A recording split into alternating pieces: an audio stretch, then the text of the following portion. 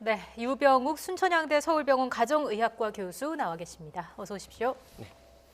교수님, 이틀 연속 신규 확진자 300명대 발생했습니다. 지금 상황 어떻게 진단하십니까? 우선 1000명대였던 게 불과 얼마 전이었는데요. 네. 그 이후에 교정시설에서 나오는 숫자가 줄어들고 800명대에서부터 500명, 600명대가 나오고 있죠. 근데 이런 부분들은 계절적 요인 때문에 아주 서서히 감소될 걸로 보입니다. 보면은 그래프도 이제 보시면 지금 이틀 연속 300명대로 나왔지만 오늘 같은 경우는 만약에 검사 건수가 지난주 목요일 정도 수준이었다고 하면은 현재 양성률을 감안하자면 400명대 중반이나 500명대 초반까지도 볼 수 있는 숫자만큼, 왜냐하면 검사 건수가 적었기 때문이죠. 다행히 어제 굉장히 눈이 많이 올 걸로 예측이 됐는데 그렇지 않아서 오늘 또 날씨가 조금씩 풀리고 나면은 이제 수요일, 목요일이 검사 건수가 제일 많으니까 아마도 400명대로 다시 올라갈 것 같지만 다시 그것이 1000명대로 폭발적으로 증가하지 않는 고원기에서 천천히 감소하는 추세. 하지만 설 전까지는 이 추세가 400명대, 500명대가 오르락내리락하는 그런 추세를 계속 보일 것 같습니다. 네. 그리고 확진자 한 명이 몇 명을 감염시키는지를 보여주는 지표죠. 감염 재생산 지수도 꾸준히 좀 떨어지고 있던데 긍정적인 신호라고 봐도 되겠습니까? 그렇습니다. 근데 우리가 보통 한 명이 한 명에게 옮기면 1이잖아요. 근데 그게 1.22였던 시절은 1000명일 때 1200명으로 올릴 수 있고 1200명은 더 큰 숫자를 부를 수 있습니다. 근데 실질적으로 0.98, 0.88, 0.79 이런 식으로 숫자가 좀 주는 것처럼 보이지만 이건 역시 수학도 아닌 산수에 관련된 부분이거든요. 지금같이 감염 경로를 아직도 모르는 네 분 중에 한 분, 25% 이상인 경우에는 실질적으로 이게 감염 재생산 지수가 1보다 적지만 감소하는 수치는 아주 천천히 마치 곱하기 0.9 수준으로 떨어질 가능성이 높습니다. 네, 아주 천천히 감소할 것이라고 전망을 해주셨는데 대략 어느 정도로 장기전으로 봐야 될까요? 우선 이 계절적인 의미를 보자면 우리는 이미 남반구에서 어떠한 유행의 양상을 보는지 봤습니다. 이 중남미 같은 경우는 초기 아주 폭발적으로 나오다가 겨울이 지나고 즉 9월, 10월이 돼서 봄이 오면서 숫자가 주는 패턴을 보이는데요. 올라갈 때는 급격히 올라가다가 네. 내려갈 때는 두세 달 동안 서서히 내려가서 지금 이제 한여름 아닙니까? 물론 호주 같은 경우는 이제 한여름 지나면서 약간씩 발병이 보이긴 하지만 이거는 역시 에어컨 등의 다중이용시설에서 발견되는 거고요. 아프리카나 중남미처럼 에어컨이 없는 다중이용시설이 적은 경우에는 환자 보고가 거의 없더라고요. 그래서 실질적으로 우리가 보통 독감을 기준으로 했을 때 2018년, 2019년 기준으로 하면 독감 해제가 2019년 4월경에 해제가 됐거든요. 그렇다고 하면은 지금까지 있는 추세는 아마도 3월까지는 100에서 200명대로 내려가지만 지속될 가능성이 높습니다. 네, 교수님 말씀을 들으면 결국은 아직 안심할 단계는 아니라는 말씀이신 것 같은데 특히 관련 지표 중에서 우려스러운 지표가 있더라고요. 감염 조사가 아직 진행 중인 조사 중 비율 그리고 확진자 접촉 비율이 있던데 관련된 그래픽을 한번 보여주시겠습니까?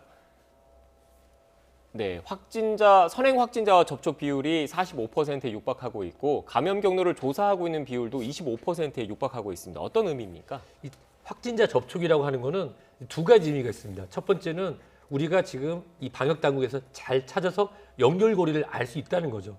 왜냐하면 연결고리를 모르는 경우에는 확진자와 감염 경로 형량을 알 수가 없습니다. 우연히 임시 선별진료소에서 검사를 했는데 양성이네요? 이렇게 했는데 전혀 증상도 없고 어디 집단에 노출되거나 그런 적도 없는 부분이 있죠. 지금 같은 경우는 이 의미는 집안 안에서 즉 경제활동을 많이 하거나 밖에서 활동을 많이 하시는 분이 한 분이 본인도 모르는 사이에 무증상 확진된 상태에서 집에서의 확진 경로를 우리가 파악할 수 있으니 그런 부분이 나타나는 거고요. 나머지는 잘 아시다시피 감염력을 모르는 경우가 아직도 25%, 4건 중에 1건이기 때문에 이런 경우라고 하면 지금 이제 잦아들고 있지만 이러다가 특정 종교 행사 관련으로도 확진이 늘었었고 또 이제 2월부터 해서 유학생들이 국내에 들어오고 또 3월 되면 새로운 신학기 개학을 하게 되잖아요. 네. 이러한 시기가 돼서 사람들이 몰리면 보통 아이들이 봄방학 때는 감기에 안 걸리지 않는데 3월 둘째 주부터 감기에 많이 걸려서 애들이 병원에 간다는 게 바로 서로가 바이러스를 공유하고 집합되는 시기입니다. 따라서 지금의 이 의미들이 나중에 증폭될 수 있는 가능성을 갖고 있으면서 특히 감염 경로 미확인이 24.6%라는 거는 이런 것들이 언제든지 촉발이 돼서 폭발적으로 확산될 수 있다는 것을 보여주는 지표입니다. 네, 이런 상황 속에서 또 우려를 낳는 게 바로 변이 바이러스가 확인되고 있다는 점이 아닐까 싶은데 남아공발 변이 한 건 그리고 브라질발 변이 한 건이 국내에서 추가로 확인이 됐습니다. 브라질발 변이 같은 경우는 최근 일본에서 발견된 그 변이 바이러스인 거죠? 우선 이 거리적으로 보시면 영국하고 한국도 굉장히 거리가 멀지만 네. 직항편이 있습니다. 직항편이 있었고 실질적으로 영국과 유럽은 물론 이제 브렉시트라고 떨어져 나갔지만 영국에서 기차나 버스 또는 자기가 차를 몰고 프랑스에서도 비행기 타고 한국에 들어올 수 있죠. 하지만 남아프리카 공화국은 지리적으로 멀 뿐만 아니라 직항이 없습니다. 브라질도 직항이 존재할 수가 없죠. 지구 반대편이니까요. 그러다 보니까 상대적으로 좀 적어 보이는 거죠. 하지만 이웃나라 일본 같은 경우는 브라질하고도 관계도 많고 워낙 교포 관계가 많아서 교류가 많았기 때문에 일본에서 들어오시는 분 중에서 브라질 바이러스 변이자가 있을 가능성이 있습니다. 무슨 말씀이냐면 특정한 국가를 초기에 어느 정도 차단하는 것이 확산세를 막을 수는 있지만 결국은 아까 WHO도 얘기한 것처럼 바이러스는 지속적으로 변이가 되고 거기서 가장 인체에 침투하기 좋은 바이러스 형태가 2021년에 아마 주된 감염 경로의 원인이 될 가능성이 큽니다. 네. 교수님, 일단 다음 질문 드리기 전에 저희가 영국발, 브라질발 이렇게 발을 붙여서 그 변이 바이러스 이름을 부르고 있는데 아직까지 영국에서 변이 바이러스가 생겼다, 브라질에서 변이 바이러스가 생겼다 이거는 확인되지 않았기 때문에 발이라는 표현을 좀 붙이는 거는 좀 조심스럽다 이렇게 정정을 하도록 하겠습니다. 그게 맞는 건가요? 맞습니다. 저도 보통 이렇게 말씀을 드렸죠. 영국에서 처음으로 확인된, 사실 영국과 남아공에서 처음 확인된 게 2020년 9월입니다. 아, 이런 변이가 있다. 그래서 이 발이라고 하는 표현은 그 국가에서 시작됐다는 오해를 할 수 있기 때문에 말씀하신 것처럼 국가에서 확인됐다는 표현을 전 더 선호합니다. 네. 그럼 이렇게 질문을 드리겠습니다. 브라질에서 확인된 변이 바이러스 지금까지 분석된 특징 내용이 있습니까? 이 바이러스도 결국은 이 단백질의 결합체거든요. 예전에 우리가 학생 때 배우면 아데닌, 구아닌, 시토신 이런 식으로 몇 가지 이게 아미노산 염기 서열이 있는데요. 그 중에서 특정한 500 몇 번째 암기 서열이 어떠한 것은 바뀌었다는 겁니다. 근데 암기 서열이 예를 들어서 이 어떻게 티로신이라는 것으로 변화를 했을 때 어떻게 더 많이 변이가 되는지는 아직 자세히 모르지만 특이한 게 있다면 우리가 이게 뼈 쪽 튀어나와 있는 이 스파이크가 세포랑 결합돼서 그 안에 정보체를 보내고 우리 세포 내에서 바이러스가 지속적으로 만들어지는데 그 중심부로 이동을 한 부분은 확인이 됐거든요. 그래서 이렇다고 하면은 사람에게 노출됐을 때 감염력이 더 강할 수 있겠다고 하지만 이걸로 인해서 현재까지 나온 데이터가 치명률을 올렸거나 더 빠른 감염력을 시켰지만 이로 인해서 예를 들어서 어제 노출됐는데 오늘 사망할 정도로 중증이 빠르게 진행됐다는 그런 보도는 없습니다. 네. 교수님, 일단 그 브라질 변이 바이러스와 관련해서 정보가 지금 부족하기 때문에 추가적인 연구가 필요하다는 전제하에 다만 그 지나친 공포나 우려는 할 필요는 없겠지만 그래도 이 국내에 유입된 게 확인됐기 때문에 추가적으로 지역사회에서 전파가 이루어지지 않았을까라는 우려가 있는 것도 사실이거든요. 어떻게 보십니까? 사실 우리가 지금 코로나19를 우리가 확인하는 거는 코로 검사에는 RT-PCR 이제 유전자를 증폭해서 크기를 35번, 45번 했을 때 어느 정도 넘으면 이 사람은 맞습니다라고 하고 있거든요. 근데 사실 제가 이런 말씀 드리면 시청자 여러분 좀 당황하실 수도 있는데 이미 영국에서 확인되거나 남아공, 브라질에서 확인된 바이러스가 국내에 들어있을 가능성이 높습니다. 이미 그 이유는 변이는 바이러스가 발생된 이후부터 지속적으로 특정 기간마다 발생을 하거든요. 그중에서 본인이 사람하고 결합했을 때 생존율이 높은 것만 나와 있기 때문에 계속 나오고 실질적으로 우리나라는 국제 교류를 하는 나라이기 때문에 꼭 브라질에서 확인된 바이러스가 꼭 브라질에서 들어온 것이 아니라 제2, 제3의 경로를 통해서 한국에 들어와 있는데 무증상 확진자인 경우에는 검사를 안 하니 확인할 길이 없고 우리는 바이러스가 있다 없다라고 하는 PCR 검사를 하고 네. 최근에서 그 있는 분 중에서 우리가 유행하는 국가에서 오신 분들에 따라서 염기 서열을 확인하고 있기 때문에 실질적으로 국내에 이미 변이의 바이러스가 활동 중이다라고 말씀드릴 수 있을 것 같습니다. 벌써 여러 국가에서 이런 변이 바이러스가 확인이 되고 있는 건데 물론 바이러스가 시간이 지나면서 변이가 생기는 거는 그렇다 치더라도 이게 출현 속도가 좀 너무 빨라지는 거 아닌가 하는 생각도 들거든요. 어떻습니까? 그 부분은 이제 WHO에서 한 그 글을 좀 읽어보고 예. 개인적으로 정리를 했는데요.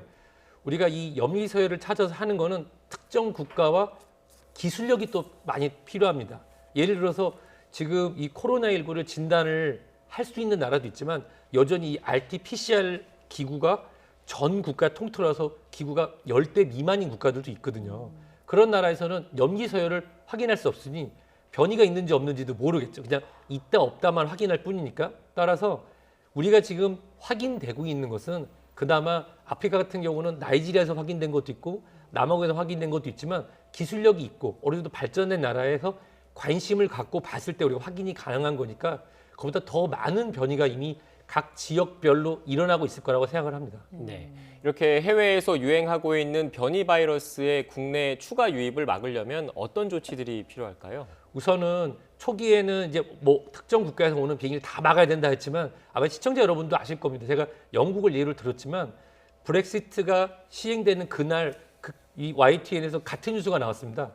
이 브렉시트를 했지만 영국은 하나다. 즉 영국이나 덴마크, 노르웨이, 프랑스, 네덜란드 이런 분들은 그냥 우리 지역 충청도에서 경상도 다듯이 이렇게 다니시거든요. 따라서 특정 국가에서 오는 거를 막는 것보다도 우선적으로 국내에 들어오는 내 외국인 모두 다 이 PCR 음성 증명서 그리고 거기에 따라서 또 필요하다고 하면은 1일 안에 지금 예전에 3일이었다가 이제 1일 안에 검사를 또 하고 14일 후 격리 해제 이전에 검사를 해서 지역사회로 들어갈 수 있도록. 네. 근데 우리 에볼라 바이러스 같은 경우는 제가 작년 11월에 콩고 민주공화국에 출장을 갔다 왔거든요. 거기는 이제 다녀와서 제가 2주간 격리하면서 이 코로나에 대한 감시도 받았지만 거기는 에볼라 국가이기 때문에 일주일 더해서 3주, 2주 후 1주는 능동 감시자가 됐습니다. 그래서 실질적으로 현재 확인되고 있는 고위험 국가인 경우에는 2주 후에 격리 해제뿐만 아니라 일주일 정도는 능동 감시로 해서 전화로 확인하고 본인이 지속적으로 감시를 해서 신고할 수 있는 그런 시스템을 좀 더한다고 하면 좀 더 방역을 촘촘하게 할 수 있을 거라 생각됩니다. 네, 교수님 관련해서 현재 우리 방역 당국이 취하고 있는 그 해외 유입 차단 조치가 있거든요. 그래픽을 좀 보여주시겠습니까? 네, 일단 모든 외국인 입국자에 대해서 PCR 음성 확인서 제출 의무화 그리고 영국에서 오는 항공편 입국 중단 이런 조치들이 쭉 있는데 이것만으로도 충분하다고 보시는지요? 사실 이것을 보실 때 이렇게 생각하시면 돼요. 이전에는 이걸 안 했다는 겁니다. 거꾸로 생각하면 영국에서 확인되는 바이러스가 있으니 이렇게 해서 그것도 순차적으로 이제 처음에는 이제 항공기를 막고 국가에서 오는 걸 막고 해서 어느 정도 지금 같은 경우는 어느 정도 우리가 단계를 밟으면서 잡아놨는데요. 문제는 그 이전에 국내에 들어왔을 가능성이 있다는 거. 그리고 제가 아까 말씀드린 것처럼 격리 해제 전 검사를 우리가 무조건 하는 줄 알았는데 지자체별로 안 하는 경우도 있었거든요.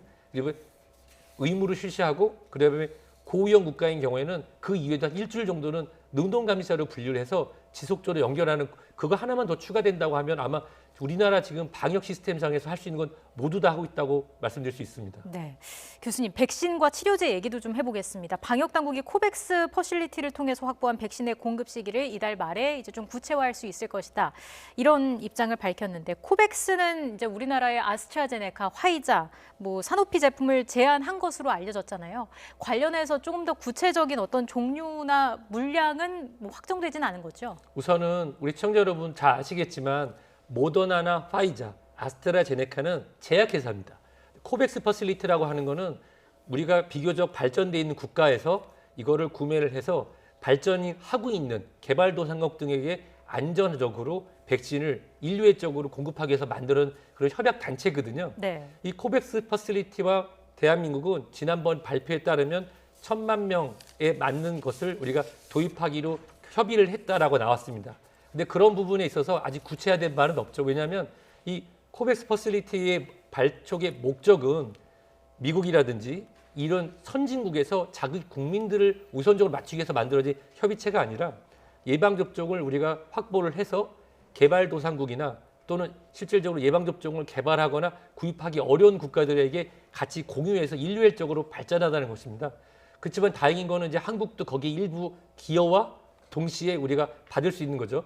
거기 지금 나와 있는 그 제약사 이름들이 있었는데요. 그중에 일부 제약사 같은 경우는 국내에서도 생산이 가능한 시설이기 때문에 아마도 협약 단계에서 우리가 위탁 생산으로 한국에 먼저 공급을 하고 남는 부분들은 우리가 예방접종이 필요한 개발되고 있거나 또는 저개발 국가로 배치될 것으로 생각이 됩니다. 네, 알겠습니다. 지금까지 유병욱 순천향대 서울병원 가정의학과 교수와 함께 코로나 관련된 이야기 나눴습니다. 오늘 말씀 고맙습니다. 고맙습니다.